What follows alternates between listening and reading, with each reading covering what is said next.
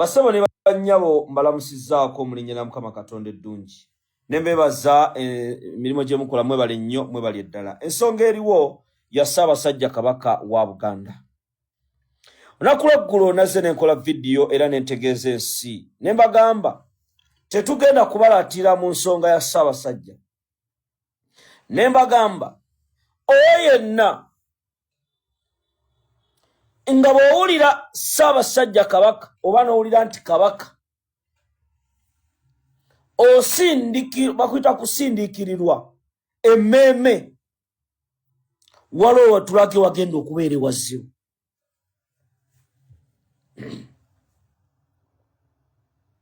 Abalabe bangi. Nalaba omukyala amita oyo Patricia Sewungu n'akabinja ke nga bagezaako okwefuula abaagala obwakabaka bwa Buganda basirisa abantu b'abeene. Abantu bangi abasasuddwa essaawa zino ssente okulaba nti basirisa amaloboozi okulaga abantu okulaga kwe balina eri Nnamunswa Ssaabasajja Kabaka wa Buganda.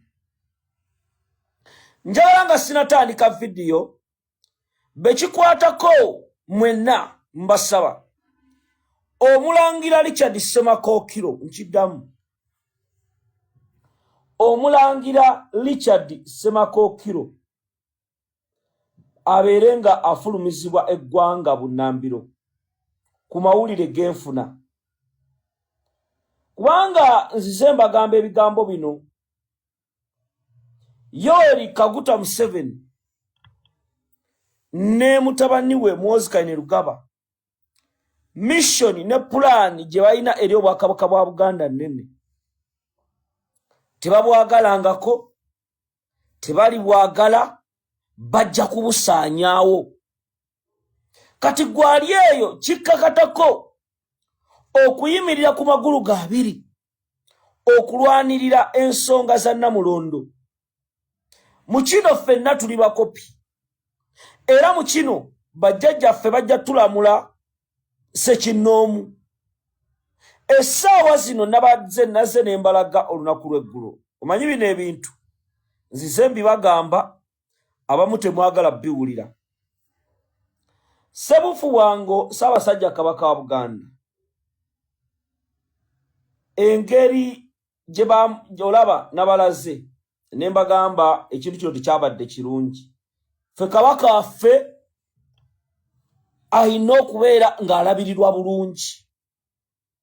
Era najja ne nkyogerako ne mbuuza abantu abalabirira Ssaabasajja Kabaka, mmwe mu bwongo bwammwe tewali batambula naye abalaga nti abayinza okufaayo? Kubanga ffe ng'Abaganda zino ensonga zitukwatako era tulina okuzoogerako.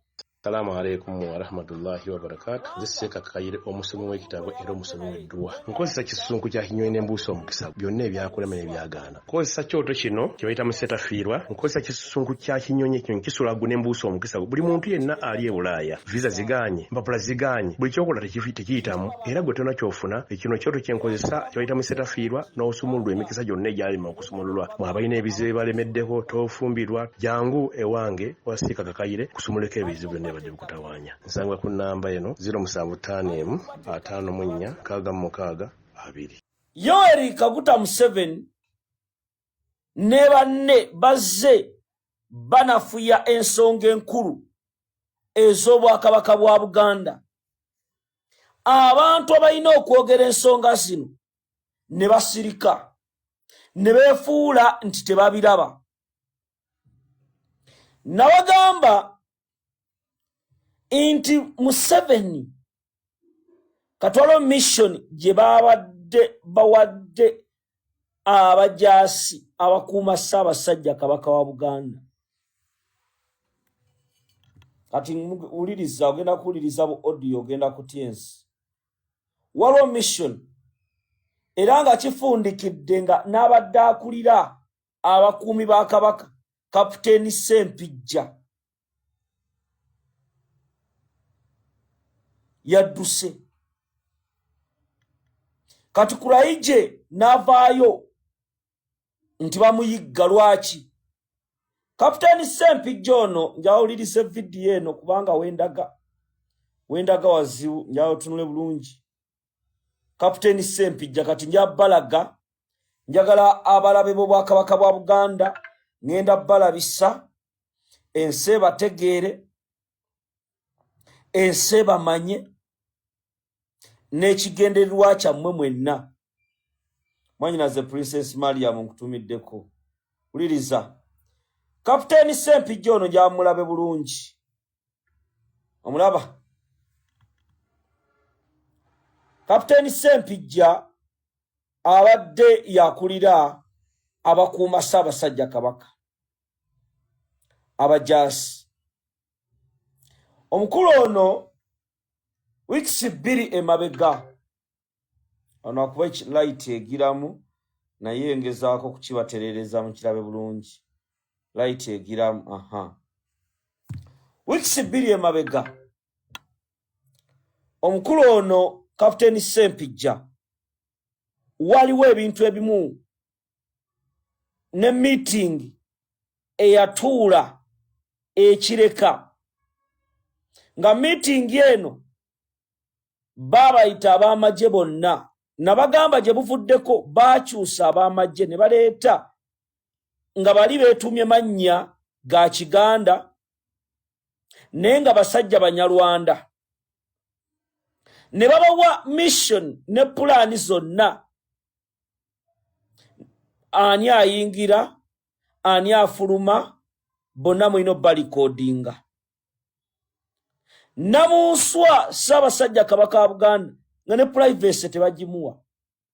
Muse mukiraba nga abasirikale ba Yoweri Museveni bavaayo ne bakulaga n'emigala gy'emmundu emigemera wala ne betolola Ssaabasajja Kabaka. N'ogamba omusajja bw'akwata ku manduso n'amukuba. Kati Kapteni Ssempijja ono okudduka mbasaba muwulirize mission eno. Bano abakulu babitadde mu bukedde ne mission bagimaliriza dda. Mission eno eri bweti era njagala buli Muganda na buli munnansi ayagaliza Obwakabaka bwa Buganda owulirize. Mugenda kulaba ebifaananyi bino. Ne bukedde yabikubye ku front page nti abadde akuuma Ssaabasajja amukulira akulire yadduse. Gye buvuddeko omukulu ono tebabalimba nti yadduse bya mirembe. Tebabalimba nti yadduse bya mirembe.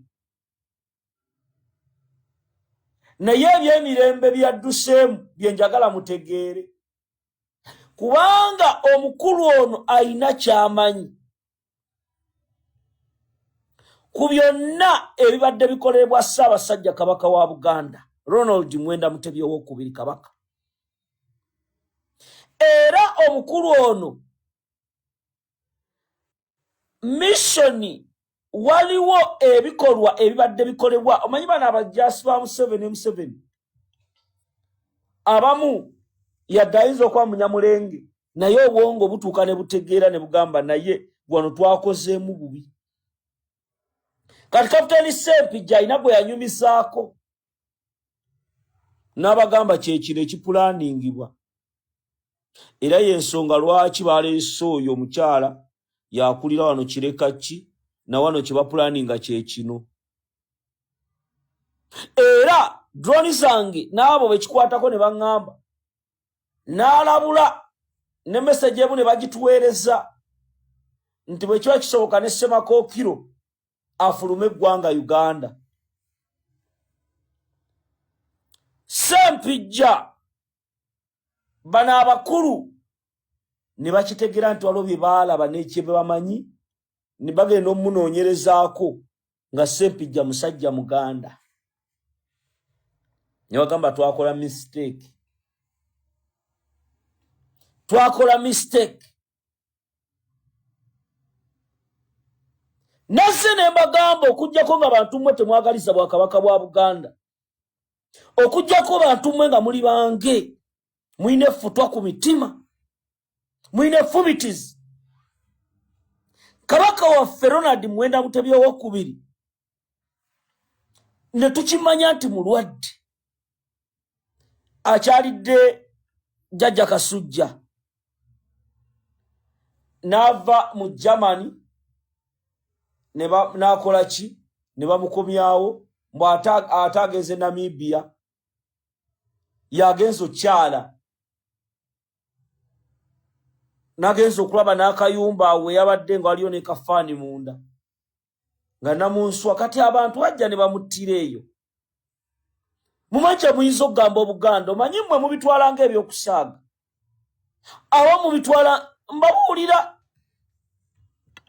mbabuulira bitabuse okubuzibwawo kw'omukuumi abadde akulira abakuumi ba Ssaabasajja Kabaka wa Buganda bagamba nti omukulu yakidde bukeezi ku makya nga tebamulabako, teyawadde kiragiro na kimu wadde eri abo bakama abo aba UPDF abamukulira oba abo aba Buganda bamuwa omulimu. Ono y'omu ku babadde bakulira ekitongole ebikuuma ba Kabaka mu Uganda, naye ono lwakidde ku makya nga tebamulabako era amawulire ne gatandika okusaasana nti yadduse buddusi.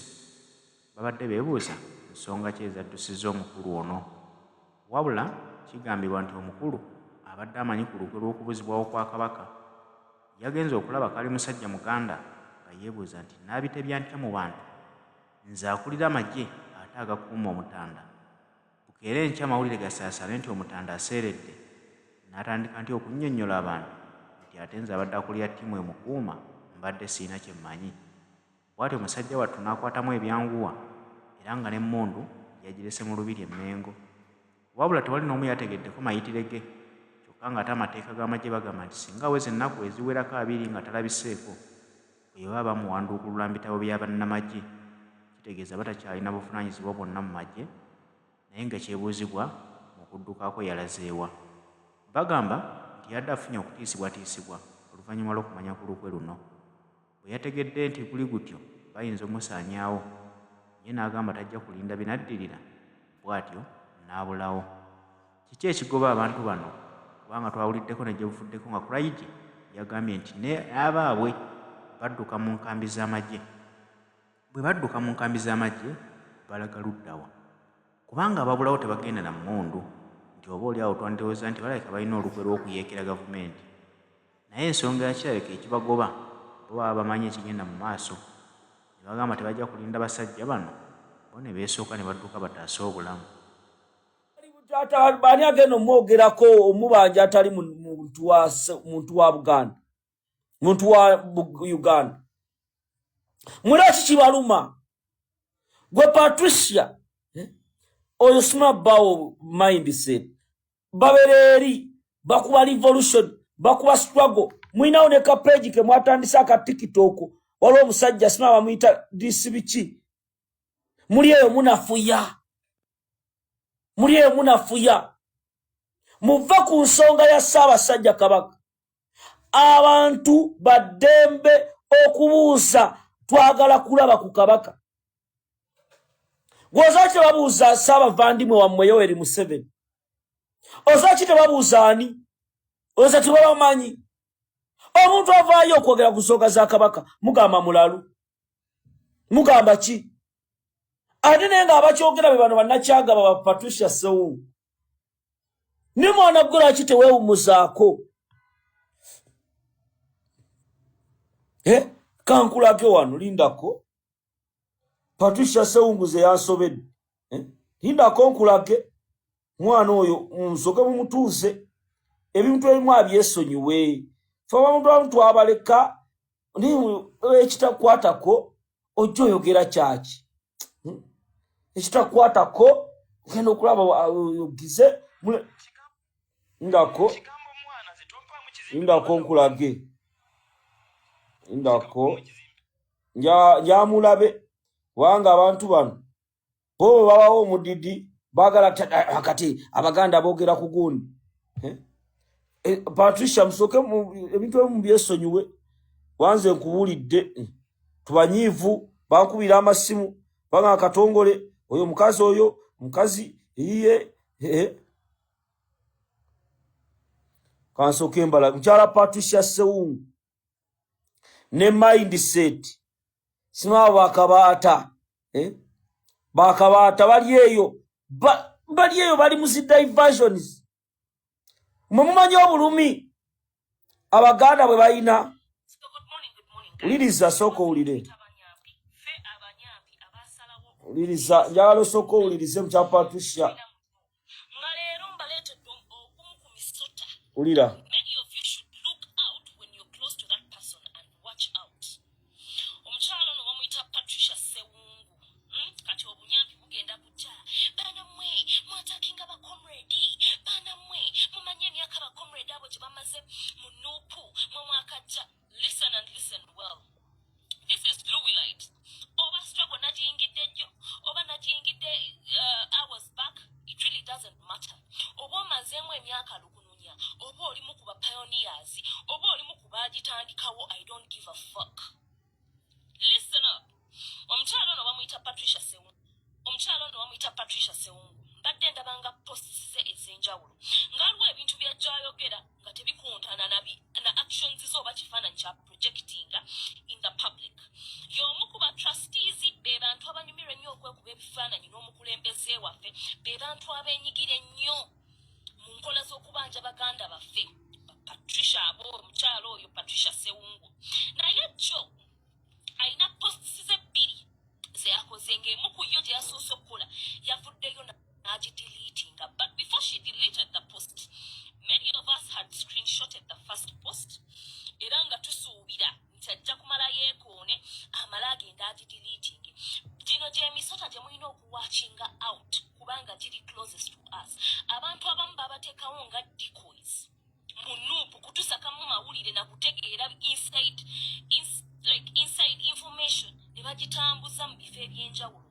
So these are some of the posts she made. I'm going to read you the first post. Ya postinze n'agamba, we want to see our king. Twagala kabaka waffe. Dear friends, the king is still undergoing treatment. Let's be patient to see him. No, we want our king. Ali mu kwogera nga abantu we tuzze twogera. Ali mu narrating nga ono gamba nti Katikkiro yavuddeyo n'abagamba nti kabaka ali mu undergoing a treatment. N'alaga ffe engeri gye tuddamu nti nedda ffe twagala kabaka waffe. N'agamba the next day the king is presented to us mu bifaananyi biri bye baapostinze ng'ali mu Crocs. Abantu ne mugamba no, what does our king look like? Why does our king look like that? Natekawo question mark. Nagamba, OMG, why do you post the king like that? Why is he wearing Crocs? That is we saying. Nagamba, oh no, our king, working for Uganda is a full-time job. Titumenya. Awulida. Meaning she's in support of the Katikkiro and those behind the king's arrest. Over the king's kidnapping. Or whatever controversies that are on the net right now. These people are trying to make us believe that all is well with our king and whatever is going on. So, now going amaso n'agamba, working for Ugandans is a very big job. It's a full-time job. N'agamba, they can't allow you to relax for a minute. Anyways, Crocs are not sandals, but dear, many people can choose to wear Crocs for comfort, and honestly, although we love the king, I don't suppose it's okay for us to get Kamanyiro of even choosing him what to wear. The last I knew, the king Asima Busimi, he's never questionable on anything. Meaning she's not a part of we that believe that the king is not okay. And it is not our business to even question where the king is at. Abantu abasinga betutunuulira era abaludde mu struggle tulina endowooza egamba nti bamanyi era bategeevu nti abantu ng'ono yandibadde ategeera ku byonna ebitambula ku mitimbagano baagala tukkakanya na kujjawo ekyo nti kabaka waffe tali bulungi. Kakati njagadde mpulenga akantu k'omuwala oyo nako mukawulirize bulungi. Naye mukyala Patricia Sewungu ensonga nyingi manye otomera wano bwe twayogera ku mpuuga gwe yasooka okunkuba nga twogera mpuuga nogaba kuba omukulembeze n'okola biki mpuuga najjaawo n'ofuna ebifaananyi olaba kikulidde n'odduka emisinde aye nabalaba mugenze mu loogi nenga woteki bwe nabyogera ne tubyogera wano watuvuma buvumi. kati essaawa zino oli awo mufunye kasente kammwe ne mindset mufunye akasente kammwe muli mu bintu birala. Nkubadde nkusaba mwannyinazi with due respect, leka Abaganda bakole emirimu gyabwe ng'Abaganda. Leka bino si byakujja kiwojjolo Patricia Sewungu, bino si byakwewujja, bino biri ku mitima gy'abantu. Laavu ya Kabaka mwe mugezezzaako babatonderewa abammwe eyo nga mwe babaki, tekisoboka. Patricia Sewungu tosobola kwenkana Nakkazi kwagala Bwakabaka, tekisoboka. Mwene bwe mudde ne mindset ne mudde ne bakabaata bammwe ne mudda ku ziraivu z'abeenyalemu bammwe, ensonga ya Kabaka Ssaabasajja Kabaka ensonga nkulu, era ekyo kigambye nja message eyo gifune mu mutima mulungi, saagala ogitwale bubi. Kali Patricia Sewungu kankulage bino. Drone ina mawulire namba ya Miransana Ferizo 702 22 27 58 0702 2027 58. Mwanyinaze itakalungi nkutumiddeko. Kati Kabaka watali Museveni yawadde Kambalage yawadde n'ekimotoka kya toyi kamuswaga wa coach convoy jaina Kambalage laba soko labe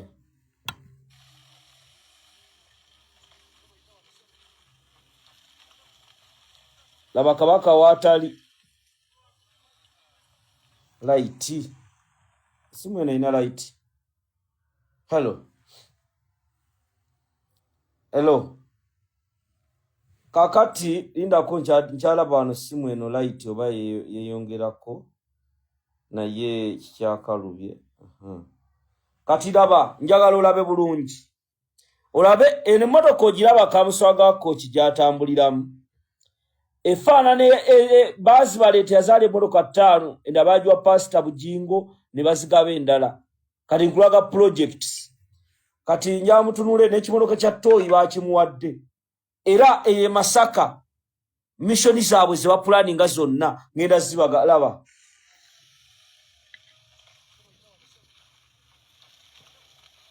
oya ayu yatuuka kamuswaga waabwe amajoga. Laba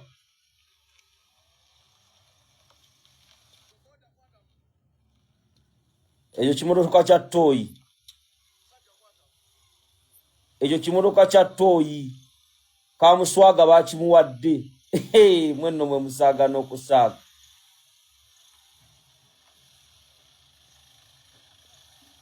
Ugambye omuvandimwe yeyagalidde wano Kambalage, ugambye omuvandimwe yeyagalidde wano, ekyo ne kitambula kityo. Bangi tebaagala ekyo kyogerako, era bano ba Patricia Sewungu befudde kati bebogolera Obwakabaka, bebogera ensonga za Buganda.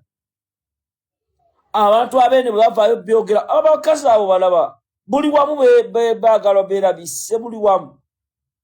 Abantu baleke balwanirira Bwakabaka bwabwe, tetulina buyinza. Nammwe Saala munyiize, Saala kujjayo byama. Ensonga ey'okubiri yamuwulirize bulungi ngenda bbeera soba. Njawuliriza akantu kano, wulira. Abambo w'Abakabaka oba bayina emmundu oba tebayina, oba bayina amafumu oba tebayina, oba effumu teriko omumbo wa Kabaka ateekubeerawo. Ekyo kimu. Ekyokubiri, Kabaka alina Eddoboozi likyali wansi kandabe. Yamuwulirize ensonga zino, manyi bino tubyogera temwagala biwulira. Wulira. abambo w'Abakabaka oba bayina emmundu oba tebayina, oba bayina amafumu oba tebayina, oba effumu teriko omumbo wa Kabaka ateekubeerawo. Ekyo kimu. Ekyokubiri, Kabaka alina abantu abamwetooloola ate nga bannono, bwe baba tebalabika era omuganda ne bwana batakikubuuzizza ajja kubeera nakyo ne bweginaaba myaka 3 nga kigenda kizimba mu y'ensonga okwebuuza nga taddibwamu. Lwaki ku lukiiko Namasole taliiko? Lwaki ku lukiiko Kasujjulubi nga taliiko? Lwaki ku lukiiko luno Ssaabalangira Ssetusa yalabiseeko? Lwaki ku lukiiko luno Kibaale talabika? Lwaki ku lukiiko luno Ssaabakaaki takolaki? Taliiwo. Kakati baga nti abo bwe baba nga tebeetooloddwa Kabaka nga n'amannya g'abantu kati ng'obuweereza obulala Kabaka atusiima n'atuleeta nga n'ensi tetumanyi ne tufuna omukisa Kabaka n'atuwa omukisa ogwo ensi neekola ki? Ensi neebategeera. Naye dino bali kutegeera nti osaanira okusemberera Kabaka. Dino bali kutegeera kubanga okujja kwokoza eki oze.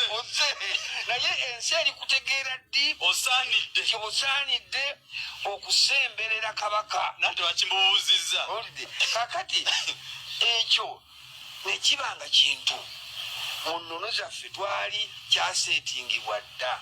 Kubanga buno bwonna bw'olaba teri buweereza bwonna bwa gavumenti obeere CDF obeere IDP obeere kiki. Gavumenti etwala ssente nnyingi nnyo okutendeka abantu abo okubatuusa ku ddaala ery'obuweereza obwo. Okay? Kati ffe ne kye tuliyita ennono tulina abantu abo emitendera mwe bayisibwa okutuuka ku ddaala erikola ekyo. Kati bwe tubadde tulaba bintu ebyo. Wawuliriza olaba ensonga gy'ayogedde ekitiibwa Swava Sserubiri ono yali minisita wa Kabaka. Bano abasirikale babajja eri abamu basuze beegaddanga basuze bakola ne basemberera Ssaabasajja Kabaka. Zino ensonga ze twogerako nkulu. Wulira. Leero embeera eriwo ng'abantu babuuza Kabaka ali bweru ali mu ggwanga alwaliddewa. Ebibuuzo ebyo mu mutima mulungi wabeere kubeerawo okuyombagana. Ababibuuza bateekeddwa okubikola ki? Okufuna answers. Era abantu bateekeddwa buteekwa awatali kumenya kkoona lyonna okumanya Kabaka waali. Ndowooza Patricia Sewungu obiwulidde ebyo. Oyo wa kitiibwa Swava Sserubiri. Ndowooza obiwulidde. Omanyi waliwo abeefuula nti bagezi. Abambowa ba Kabaka. Tugende ku nsonga endala. Wuliriza bulungi kuba bino sibiri mu kusaaga. Bino tebiri mu muzannyo. Era njaba message mugifune ddala mwenna. Abadde basitudde enkundi mu kumanyiira abantu abagala okulaba ku Namunswa Kabaka wa Buganda. Ekyo ne bwe mukikola ne bwe mukola ki temugenda kusobola kusirisa abantu. Wuliriza na kano.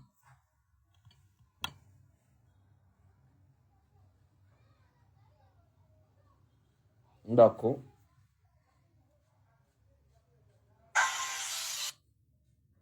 Ndako, nalo chinya balaga.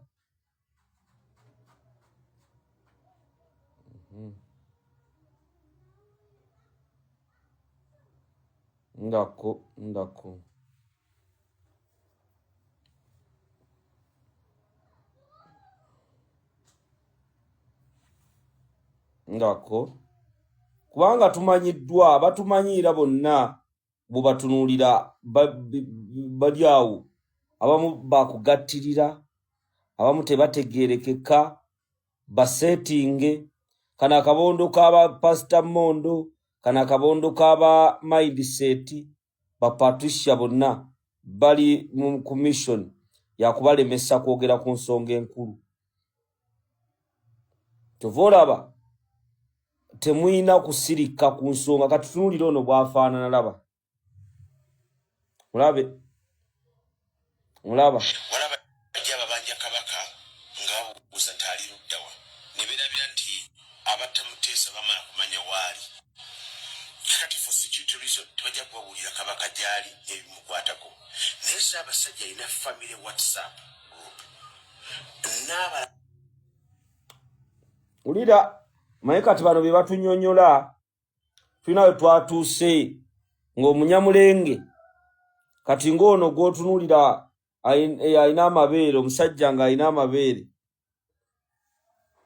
yali mutunyonyola namanyine WhatsApp group for security reasons nga mumanyidde nnyo mutumanyidde mufune we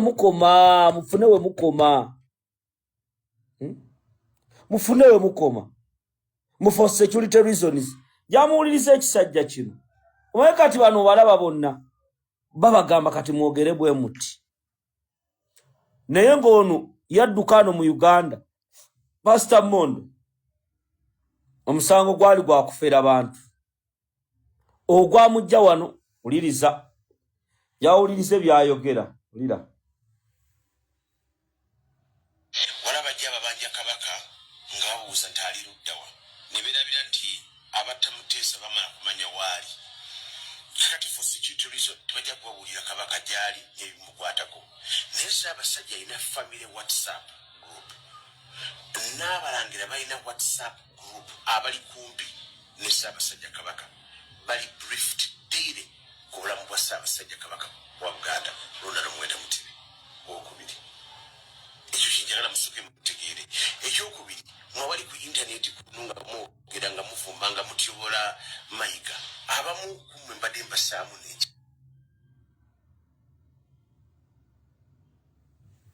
kakati oyo ye Mondo mission ze zonna muzimanyi n'ebigenderwa bye mubimanyi era saagala mukola ki mugenda mbasaba ensonga eyo ngikomyawo mutagingire Mathias Mpuuga Honorable Nyeko Derrick njala ajje ku video eno mutagingire n'abantu bano wammanga Joyce baagala ne kyendabye tetuyiga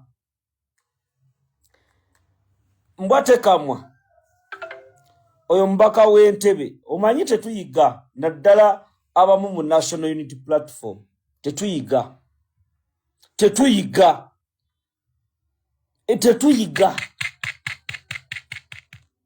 mu National Unity Platform tetuyiga mbwate kamwa Kakembo yavaayo nga tanafuna na kadi ya NUP n'ayogera oluddica n'essaawa zino amawulire gazze wano gandaga omukulu ssebo balegesitwa bonna yabafunye abali mu kuwandiisa abantu cards era yakirimu mbwate kamwa oyo w'Entebbe tiimu Mpuuga smart team mu 7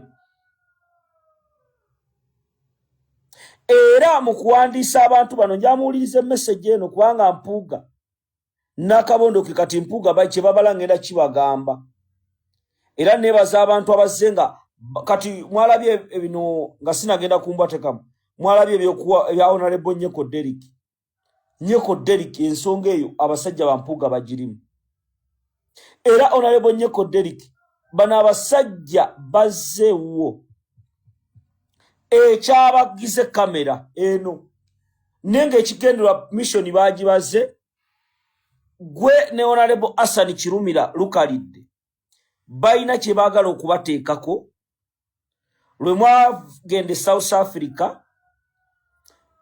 nga bwe mwalaba ekintu kya Segirinya Honorable Nyeko Derrick olaba baba abasajja laba kamera eno yabalabisizza alinja Honorable Nyeko Derrick ojje ku video laba baba abasajja nga batuuse ewuwe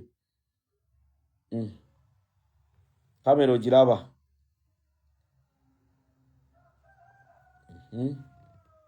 giraba kamera ne bayingira mu nju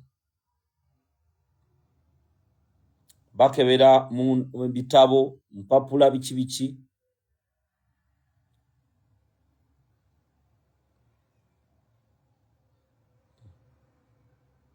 giraba kamera omukyala oyo akebedde biki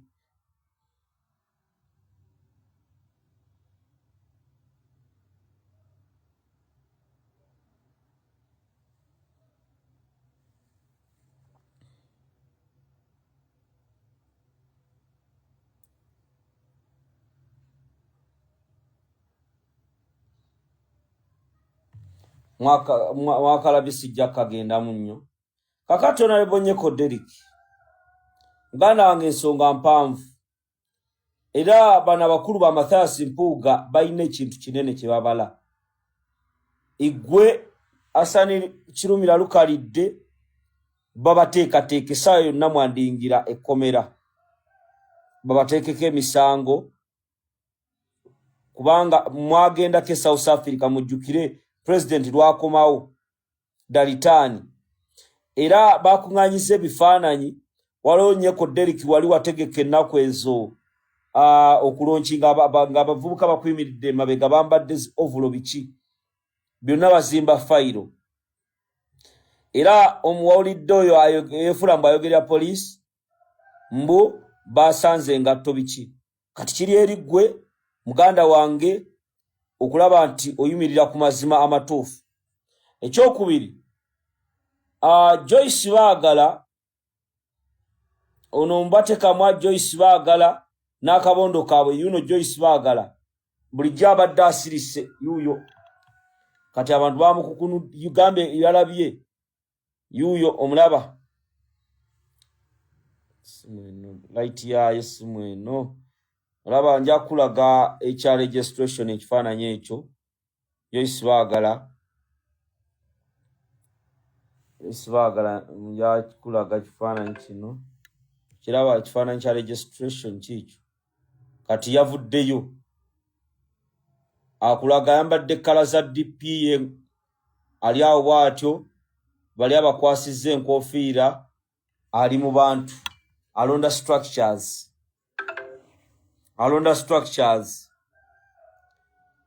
awo nawo waliwo okwegendereza kwa maanyi